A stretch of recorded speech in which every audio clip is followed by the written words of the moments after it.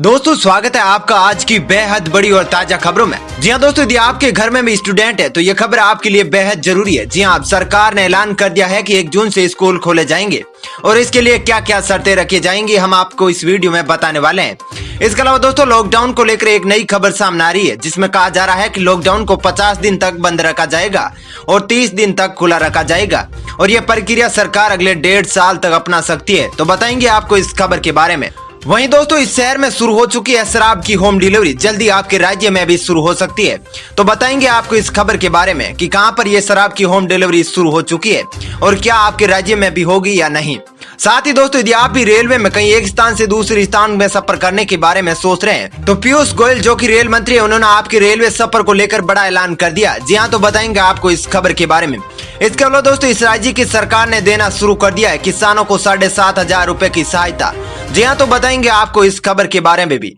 जी हाँ दोस्तों, आज इन सभी महत्वपूर्ण खबरों के बारे में हम आपको इस वीडियो में बताने वाले हैं। इसके अलावा भी कई महत्वपूर्ण खबरें सामने आ रही है जिनके बारे में हम आपको इस वीडियो में बताने वाले हैं। तो दोस्तों वीडियो को अंत तक जरूर देखें। साथ ही दोस्तों यदि आप भी चाहते हैं कि भारत से कोरोना जल्दी खत्म हो जाए तो इस वीडियो को एक लाइक जरूर करें और साथ ही हमारे जाबाज कोरोना वीरों के लिए दिल से कमेंट में जय हिंद वंदे मातरम जरूर लिखे।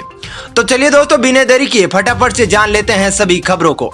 पहली खबर, पीएम किसान योजना में धांधली, सीएम ने दिए जांच के आदेश। जी हाँ दोस्तों, असम में पीएम किसान योजना में धांधली की खबर सामने आई है। मुख्यमंत्री सर्बानंद सोनोवाल ने 7 लाख फर्जी लाभार्थियों के संबंध में जांच के आदेश दिए हैं। आरोप है कि राज्य में 7 लाख ऐसे लाभार्थी है जो गलत तरीके से पीएम किसान योजना का लाभ ले रहे हैं। चलिए दोस्तों जानते हैं अगली खबर। झारखंड में 1 जून से स्कूल खोलने का फैसला, देर से होगी छुट्टी। जी हाँ दोस्तों, लॉकडाउन में अब झारखंड सरकार ने स्कूल खोलने की तैयारी कर ली है। जी हाँ, अब झारखंड सरकार ने 1 जून से राज्य में विद्यालयों को खोलने का फैसला किया है। इसके साथ ही स्कूल की टाइमिंग में भी बदलाव किया गया है और स्कूल के वक्त को भी बढ़ाया गया है। इसके चलते अब स्कूल में पढ़ाई का समय 5 घंटे से बढ़ाकर 7 घंटे कर दिया गया है। साथ ही शनिवार को हाफ डे नहीं होकर फुल डे होगा। दोस्तों ऐसी ही खबरों को देखते रहने के लिए आप अपने जिला और राज्य का नाम जरूर बता देना ताकि हम आपके गृह क्षेत्र की ऐसी ही खबरें ला सके। चलिए दोस्तों अब जानते हैं अगली खबर। वैज्ञानिकों ने सुझाया 50 दिन बंद और 30 दिन छूट का फॉर्मूला। जी हाँ दोस्तों, वैज्ञानिकों ने सुझाव दिया है कि जब तक कोरोना वायरस का इलाज नहीं खोज लिया जाता तब तक देशों को 50 दिन बंद और 30 दिन छूट का नियम अपनाना चाहिए। दरअसल कैम्ब्रिज यूनिवर्सिटी में भारतीय मूल के शोधार्थी राजीव चौधरी और उनकी टीम ने अध्ययन में यह फॉर्मूला सुझाया है। अध्ययन के मुताबिक 50 दिन तक सख्त लॉकडाउन अपनाया जाए जिसमें किसी भी तरह की छूट नहीं हो। इसके अलावा 30 दिन के लिए सोशल डिस्टेंसिंग व दूसरे नियमों के साथ लॉकडाउन खोल दिया जाए।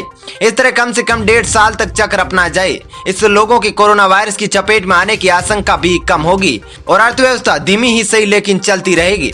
वैसे दोस्तों वैज्ञानिकों के इस फैसले पर आपका क्या विचार है, कमेंट करके जरूर बताइए। चलिए दोस्तों अब जानते हैं अगली खबर। स्विगी ने शुरू की शराब की होम डिलीवरी, ऑर्डर करने से पहले जान ले ये बातें। जी हाँ दोस्तों, स्विगी ने यह जानकारी दी है कि अब वे शराब की होम डिलीवरी करेंगी। कंपनी ने यह सेवा झारखंड के रांची शहर में शुरू कर दी है। आपको बता दें कि स्विगी ने दावा किया है कि इसके लिए उसे राज्य सरकार से जरूरी मंजूरी मिल गई है। आपको बता दें कि झारखंड के बाद शराब का ऑनलाइन ऑर्डर करने और होम डिलीवरी करने के लिए स्विगी अन्य राज्य को सरकारों को मनाने में भी जुटी हुई है। दोस्तों शराब की होम डिलीवरी पर आपका क्या कहना है, कमेंट करके जरूर बताइए। चलिए दोस्तों अब जानते हैं अगली खबर। अमेरिका ने किया अलर्ट, कहा चीन की हरकतों को हल्के में ना ले भारत। चीनी आक्रामकता हमेशा सिर्फ बयानबाजी नहीं होती। जब दोस्तों चीन के साथ सीमा विवाद में अमेरिका ने भारत का समर्थन दिया है। अमेरिका ने कहा कि भारत चीन सीमा पर तनाव एक चेतावनी है। चीन की हरकतों को हल्के में ना ले भारत। चीनी आक्रामकता केवल बयानबाजी नहीं होती है। आपको बता दें कि ट्रंप प्रशासन में दक्षिणी और मध्य एशिया ब्यूरो के निवर्तमान प्रमुख एलिस वेल्स ने यह बात कही है।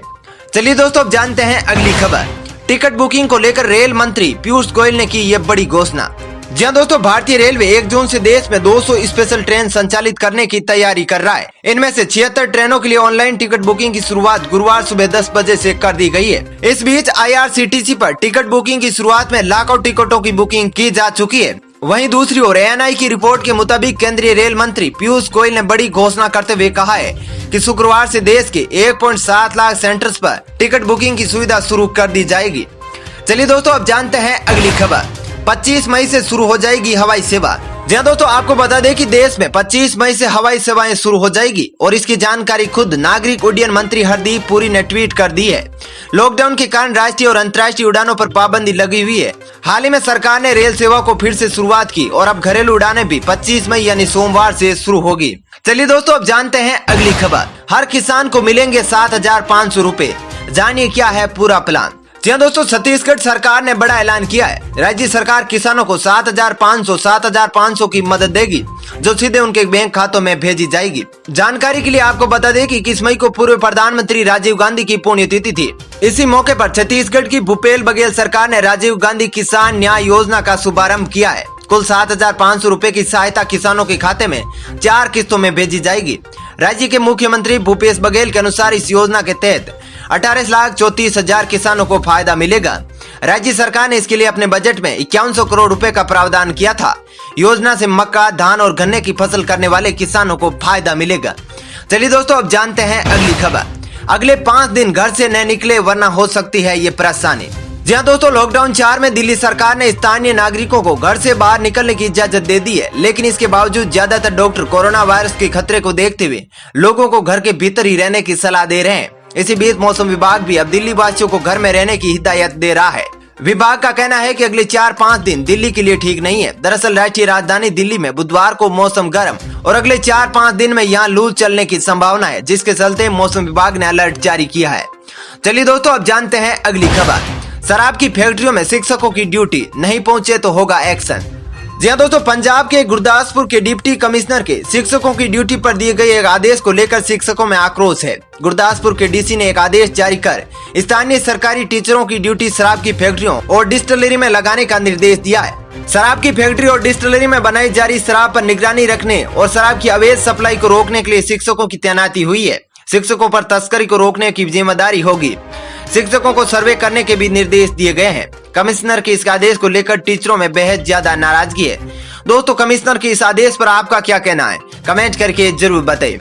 चलिए दोस्तों, जानते हैं अगली खबर। दिल्ली में सस्ती होगी शराब, केजरीवाल सरकार ने कोरोना चार्ज हटाने का किया फैसला। जी हाँ दोस्तों, दिल्ली में शराब के दाम कम हो गए। दरअसल केजरीवाल सरकार ने 70% कोरोना सेस वापस लेने का फैसला किया है। सरकार का मानना है कि यूपी हरियाणा बॉर्डर खुलने से शराब की तस्करी को बढ़ावा मिलेगा, इसलिए ये निर्णय लिया गया है। हालांकि इस संबंध में अभी औपचारिक अधिसूचना का इंतजार है। चलिए दोस्तों, जानते हैं अगली खबर।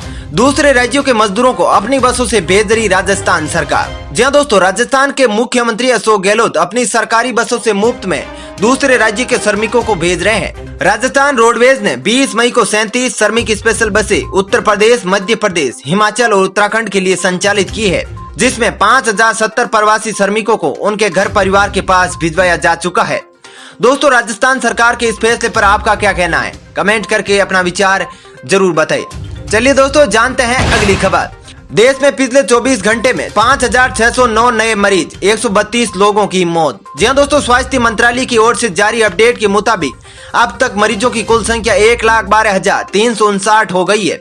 इसमें से 3,435 लोग जान गंवा चुके हैं। रात की बात यह है कि कोरोना से जंग जीतने वालों का आंकड़ा तेजी से बढ़ता जा रहा है, लेकिन अब तक 45,299 लोग ठीक भी हो चुके हैं। चलिए दोस्तों, अब जानते हैं अगली खबर।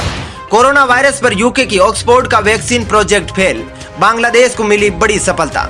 जी हाँ दोस्तों, विश्व भर में कोरोना वायरस के 50 लाख से अधिक मामले सामने आने के बाद इस महामारी की रोकथाम के लिए वैक्सीन की खोज और भी तेज हो गई है। दरअसल ऑक्सफोर्ड यूनिवर्सिटी में चल रहा वैक्सीन का ट्रायल शुरुआती चरण में ही फेल हो गया है। इस वैक्सीन पर बंदरों पर कोई खास असर होता नहीं दिख रहा है। इसके अलावा भारत के पड़ोसी देश बांग्लादेशी डॉक्टरों की एक टीम ने कोविड-19 की दवा बनाने का दावा किया है। उनका दावा है कि टीम ने 2 ड्रग को मिलाकर एक ऐसा एंटीडोट तैयार किया है जिसके परिणाम मरीजों पर चौंकाने वाले मिले हैं। शोधकर्ता और बांग्लादेशी मेडिकल कॉलेज हॉस्पिटल के मेडिसिन डिपार्टमेंट के हेड प्रोफेसर मोहम्मद तारिक आलम का कहना है कि हमने कोरोना के 60 मरीजों पर दवा का इस्तेमाल किया है और परिणाम काफी सकारात्मक मिले हैं। मरीजों को जब 2 दवाओं वाला एंटीडोट दिया गया तो सभी मरीज रिकवर हो गए हैं। दोस्तों, फिलहाल इस वीडियो में इतना ही। ऐसे ही लेटेस्ट खबरें देखते रहने के लिए आप हमारे चैनल को सब्सक्राइब कर सकते हैं। साथ ही दोस्तों, वीडियो के बारे में आपकी जैसी भी राय हो कमेंट करके जरूर बताइए। और दोस्तों, यदि आप भी हमारी मेहनत को सपोर्ट करना चाहते हैं तो इस वीडियो को लाइक और शेयर कर सकते हैं। धन्यवाद।